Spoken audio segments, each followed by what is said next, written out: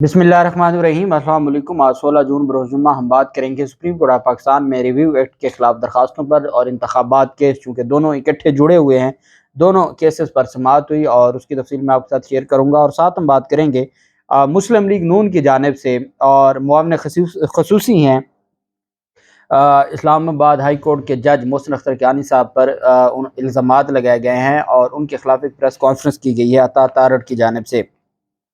मैं ये समझता हूँ कि अदलिया ने जो किरदार अदा किया है और जिस तरीके से यही इंतखाबात केस है या बाकी केसेस हैं, ये एक लम्हा फ़िक्रिया है। और जिस तरीके से अवाम को कहा गया कि सब्र करें, अब जो एक ऑनरेबल सीनियर जज पर इतना बड़ा इल्ज़ाम लगा है, तो मैं उस पर भी माय लॉर्ड से कहूँगा कि आप सब्र करें और सब्र में ही सबकी बेहतरी है और सब्र में ही हालात बेहतर होंगे।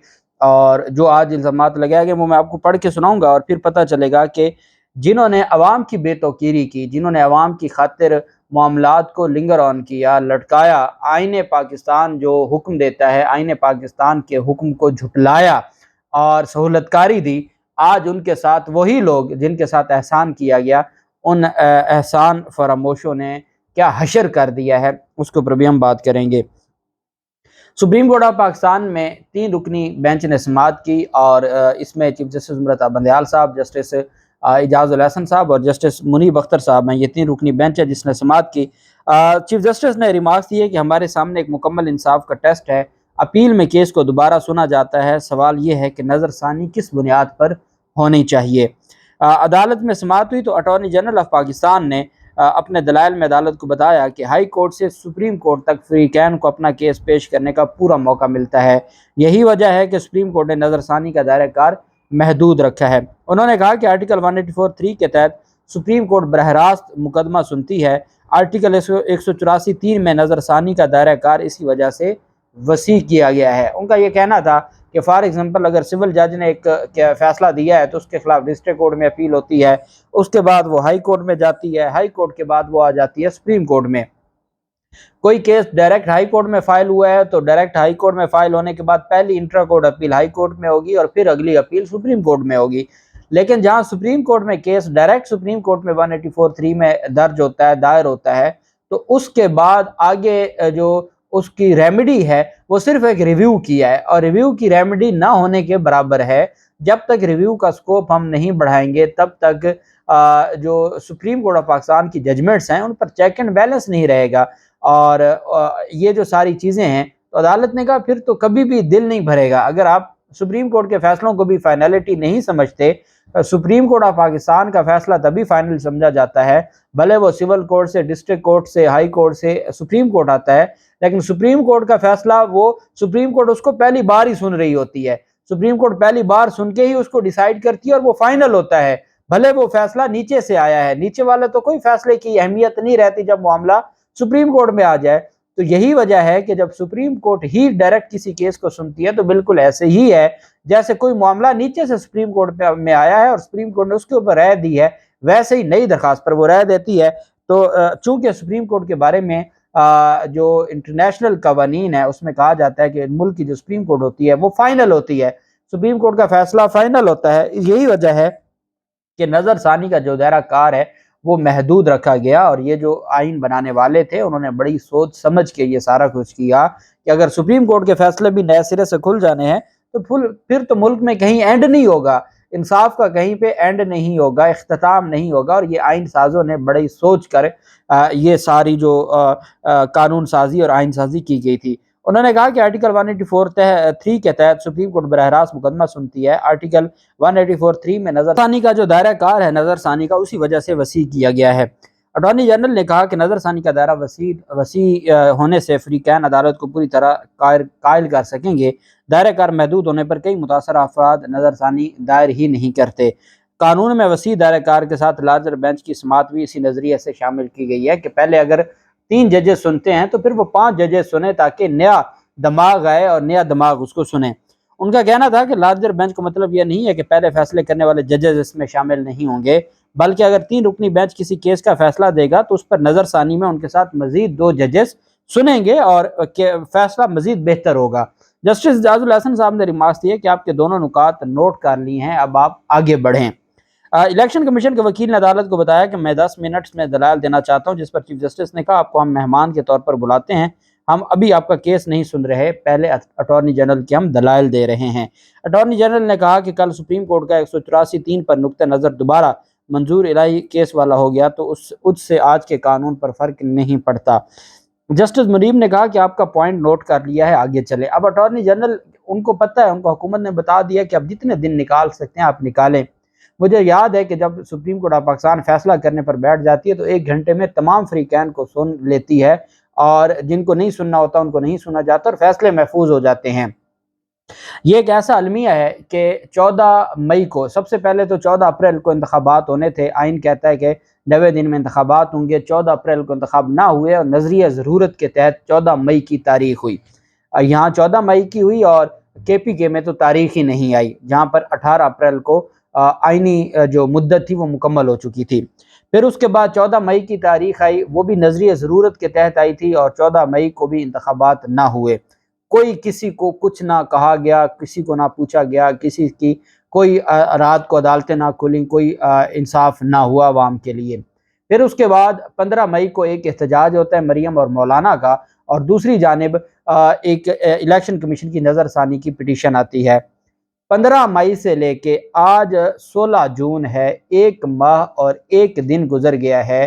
سپریم کورٹ آف پاکستان جس نے 90 دن میں انتخابات کروانے تھے، یہ اتنا ارجنٹ کیس ہے کہ 90 دن 14 اپریل کو ختم ہو چکے ہیں، اور 14 اپریل کو ختم ہونے کے بعد بھی اب 60 دن گزر چکے ہیں، 90 کے بعد مزید 60 دن گزر چکے ہیں۔ صوبوں میں غیر آئینی حکومتیں بیٹھی ہیں، غیر آئینی حکومتیں بجٹ دے رہی ہیں، اس کے باوجود مجال ہے کہ کار پر جوں تک رینگے، اور جو 15 مئی کو کیس شروع ہوا تھا وہ آج بھی 16 جون کو بھی زیرو پر کھڑا ہے، اور اٹارنی جنرل صاحب جو تاریخ کے حوالہ دے دے کے 2 گھنٹے بحث کرتے ہیں۔ پہلے یہی کام الیکشن کمیشن نے ریویو پٹیشنز پر کیا جو انہوں نے ریویو فائل کی ہوئی ہے، 5 دن ان کی بحث چلتی رہی، اور عدالت نے کھلا ٹائم دیا کہ جو آپ کو جی چاہتے ہیں بولتے رہیں، جن کو نہیں بولنے دینا ہوتا، جب عدالت فیصلہ کرنے پر آ جاتی ہے 1 گھنٹے میں سارے فریقین کو سن لیتی ہے۔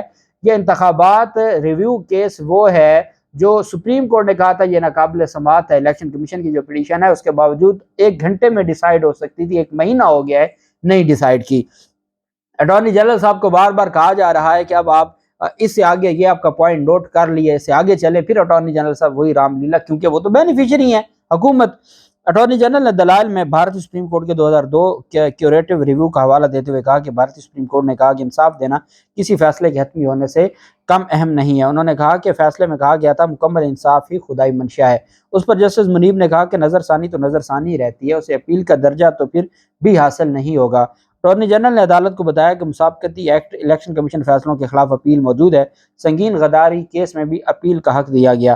جسٹس منیب نے کہا کہ ان تمام قوانین میں فیصلے کے خلاف اپیل کا ذکر ہے، یا اس قانون میں آپ نظر ثانی کو اپیل بنانے کی بات کر رہے ہیں، وہاں آپ نے اپیل کا کہہ دیا، آپ نے ایک قانون دیا جس میں آپ کہتے ہیں اپیل ہونا ضروری ہے، دوسرا قانون آپ دیا، آپ کہتے ہیں کہ اپیل کا نام آپ ریویو رکھ دیں، تو یہ تو آپس میں متضاد ہیں، جو آپ نے 2 موقف دیے ہیں یہ دونوں آپس میں متضاد ہیں، تو پھر کیسے آپ سمجھتے ہیں کہ آپ عدالت کو سیٹسفائی کریں گے؟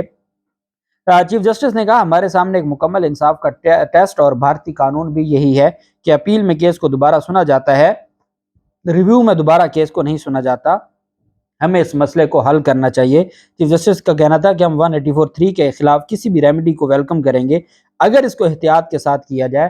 سوال یہ ہے کہ نظر ثانی کس بنیاد پر ہونی چاہیے، اور نظر ثانی بغیر آئینی ترمیم کے کیسے اس میں ترمیم کی جا سکتی ہے۔ یہ سارا کچھ کرنے کے بعد آنریبل جو چیف جسٹس آف پاکستان ہیں، انہوں نے کمال شفقت فرماتے ہوئے سماعت پیر کے روز سوموار والے دن 1 بجے تک ملتوی کر دی، اور عدالت نے کہا کہ اسی دن ہم جو اٹارنی جنرل صاحب اپنے دلائل مکمل کریں گے، اور الیکشن کمیشن کے وکیل نے کہا کہ ان درخواستوں پہ میں 10 منٹ میں دلائل دوں گا۔ تو سپریم کورٹ نے آج پھر یہ امید دلائی کہ انشاءاللہ سوموار والے دن جو ریویو ایکٹ ہے اس کی حد تک معاملہ جو ہے انٹرم ریلیف کی حد تک معاملہ ڈیسائیڈ ہو جائے گا۔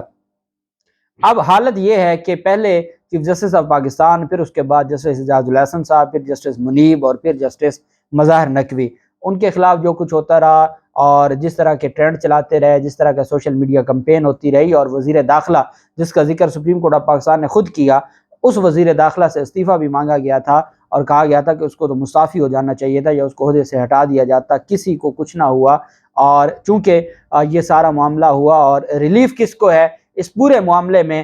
اگر کوئی عوام یا غریب آدمی یا آئین کوئی آ کے کہتا ہے کہ جی مجھے لتاڑا جا رہا ہے اور اس پر عدالتیں اس طرح سے ٹریٹ کریں کہ 15 مئی سے ایک نظر ثانی کی درخواست شروع ہو۔ پہلی بات تو یہ ہے کہ جس دن فیصلے پر عمل درآمد ختم ہو گیا، اس سے اگلے دن ریویو کیسے سنی جا سکتی ہے؟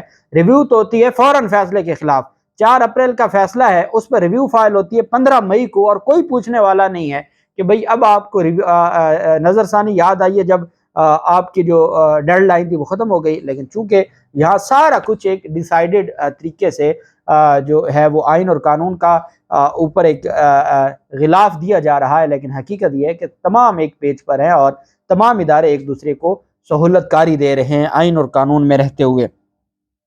اب وہیں پہ محسن اختر کیانی صاحب وہ جج صاحب ہیں جنہوں نے عامر فاروق صاحب کے ساتھ بیٹھ کر مریم نواز کو کلین چٹ دی تھی۔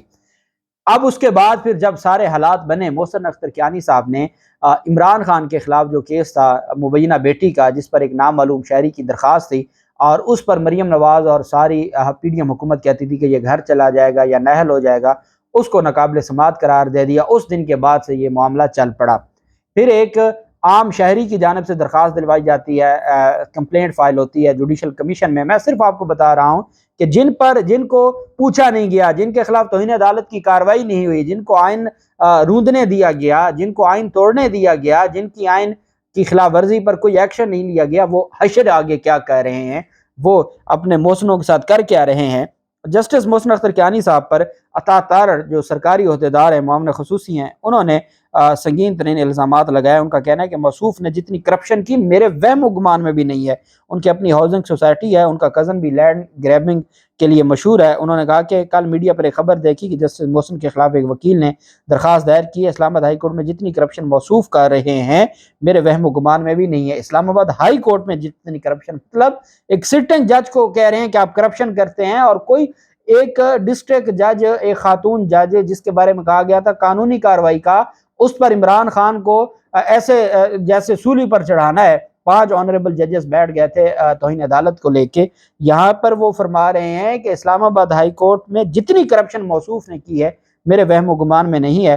انہوں نے کہا کہ بنی گالہ میں لیک ویو ہاؤسنگ سوسائٹی میں شیئر ہولڈر ہیں، ان کے کزن اسلام آباد میں لینڈ مافیا ہیں، اور ساتھ انہوں نے کہا کہ جو یہ ان وکلا میں سے ہیں جنہوں نے تاجی کھوکر اور اس طرح کے جو لینڈ مافیا ان کے وکیل بھی رہے ہیں اور ان کی سپورٹ کی ہے، اور انہوں نے سی ڈی اے کو کہہ کے فلاں کو کہہ کے اپنے غیر قانونی طور پر دھندے کروائے ہیں۔ اور پوری ایک پریس کانفرنس ایک سٹنگ جج پر، سینئر جج ہیں عامر فاروق کے بعد، اب یہ ججز کو فیصلہ کرنا ہوگا۔ عوام اس معاملے میں یہ سمجھتی ہے کہ آنریبل ججز جانے، آنریبل ہماری جو حکومتیں جانے، عوام کو اس سے کوئی سروکار نہیں ہے۔ ایک روس سے تیل آیا تھا کہ سستا ہوگا، وہ تیل بھی سستا نہ ہوا، اور پیٹرول اور جو تیل کی قیمتیں وہ بھی برقرار رکھی گئیں۔ عوام کو اب سوائے اپنے ان کو نہ کسی ادارے، نہ کسی حکومت، نہ کسی عدالت سے کوئی ہمدردی ہے۔ دعا ضرور ہے کہ اللہ کرے ہمارے ملک کے حالات بہتر ہو جائیں، اللہ پاک پاکستان کامیاب و ناصر ہو۔